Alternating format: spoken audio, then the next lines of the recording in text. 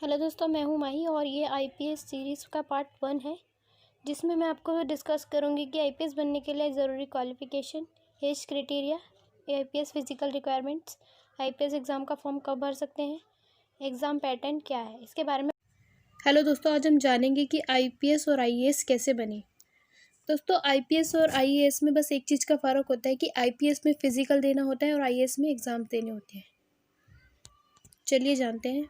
दोस्तों, आईपीएस का जो एग्ज़ाम है वो यूपीएससी कंडक्ट करती है, यानी कि यूनियन पब्लिक सर्विस कमीशन।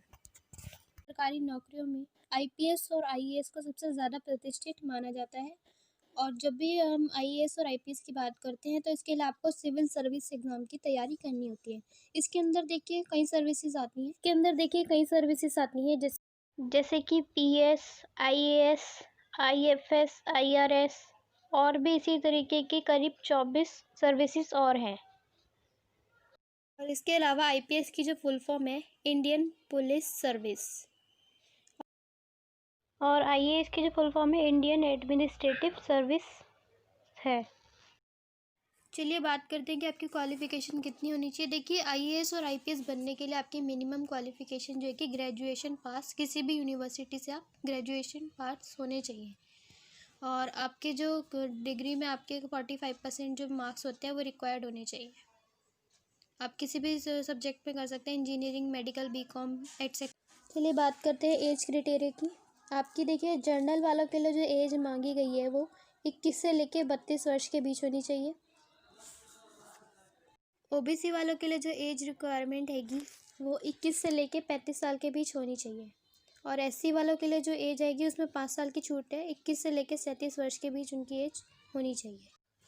अब बात करते हैं कि फ़िज़िकल रिक्वायरमेंट क्या क्या होनी चाहिए। देखिए, पहले हाइट की हम बात करें तो मेल और फीमेल की जो हाइट हैगी, देखिए जनरल कैटेगरी के वालों के लिए अगर मैं बात करूँ तो पुरुष में जो इनकी हाइट हैगी 165 सेंटीमीटर होनी चाहिए और फीमेल की हाइट 150 सेंटीमीटर होनी चाहिए।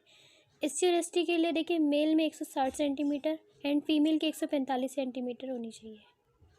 देखिए, चेस्ट की अगर मैं बात करूँ तो चेस्ट की जो मेज़रमेंट हैगी वो मेल में और फीमेल में दोनों अलग अलग है। मेल में देखिए जो चेस्ट रिक्वायरमेंट हैगी वो 84 सेंटीमीटर को मांगा गया है। इसके अलावा फीमेल की जो चेस्ट रिक्वायरमेंट मांगी गई हैगी वो 79 सेंटीमीटर को मांगा गया है। 84 सेंटीमीटर मेल एंड फीमेल की जो है 79 सेंटीमीटर। हाँ, देखिए आई विजन की मैं बात करूँ तो वीक आइज़ की और हेल्थी आइज़ के जो विजन होना चाहिए आई का, वीक आइज़ के लिए तो 6/12 या 6/9 होना चाहिए। ये हेल्थी आइज़ के लिए 6/6 या फिर 6/9 होना चाहिए। चलिए, ये बात तो हुई डिस्टेंस विजन की। अब बात करते हैं नियर आई विजन कितना होना चाहिए। वीक आइज़ और हेल्थी आइज़ के लिए देखिए, वीक आइज़ के लिए जो विजन होना चाहिए वो J2 है। इसके अलावा हेल्थी आइज़ के लिए जो विजन है वो J1 होना चाहिए। चलिए, ये बात तो ही फिज़िकल रिक्वायरमेंट की। अब बात करते हैं कि आप कितने अटैम्प्ट्स दे सकते हैं। ये भी कैटेगरी वाइज जो हैंगे डिवाइड हुए हुए हैं। जनरल वालों के लिए तो देखिए जो अटैम्प्ट्स हैंगे वो 6 अटैम्प्ट्स दे सकते हैं। ओबीसी वालों के लिए 3 अटैम्प्ट्स की छूट दी गई है, तो आप 9 अटैम्प्ट्स आप दे सकते हैं। एससी वालों के लिए कोई लिमिट नहीं है, उनकी जब तक एज यानी कि 21 से 37 साल की उम्र तक वो कितनी बार भी दे सकते। देखिए दोस्तों, आईपीएस का जो एग्ज़ाम हैगा वो ज़्यादातर फरवरी में निकलता है। इसके अलावा मैं आपको एक चीज़ कंफर्म कर दूँ कि आपने अपना एग्ज़ाम फॉर्म भरा और आप एग्ज़ाम देने नहीं गए किसी भी कारण से, तो आपका अटेम्प्ट काउंट नहीं होगा। आप जब भी फॉर्म भरने के बाद अगर आप एग्ज़ाम देने जाते हैं तो आपका 1 अटेम्प्ट काउंट होगा। ठीक है। चलिए, अब हम आईपीएस के एग्ज़ाम पैटर्न की ओर ध्यान देते हैं। देखिए, आईपीएस आईएएस दोनों ही एग्ज़ाम को देने के लिए आपको 3 स्टेजेस से गुजरना पड़ता है। फर्स्ट जो एग्ज़ाम होता है उसे प्रीलिम्स कहते हैं। सेकंड एग्ज़ाम जो होता है उसको मेंस कहते हैं। मेंस का जो एग्ज़ाम होता है, इसके बाद आपको इंटरव्यू देना पड़ता है। इन तीनों स्टेजेस को पार करे बिना कोई भी आईपीएस या आईएएस बन ही नहीं सकता। देखिए, आईपीएस और आईएएस बनने के लिए आपको 3 स्टेजेस को पार करना होता है। इसके अलावा आईपीएस में जो हैगा आपका एक और एग्ज़ाम को ऐड कर दिया जाता है, फिज़िकल एग्ज़ाम। आपको फिज़िकल भी इसमें देना पड़ता है, जो कि मैंने आपको पहले बता चुकी हूँ। और आईएएस बनने के लिए आपको फ़िज़िकल रिक्वायरमेंट की कोई ज़रूरत नहीं पड़ती है। आपको इन 3 स्टेजेस को पार करके आप आईएएस बन सकते हैं। ठीक है।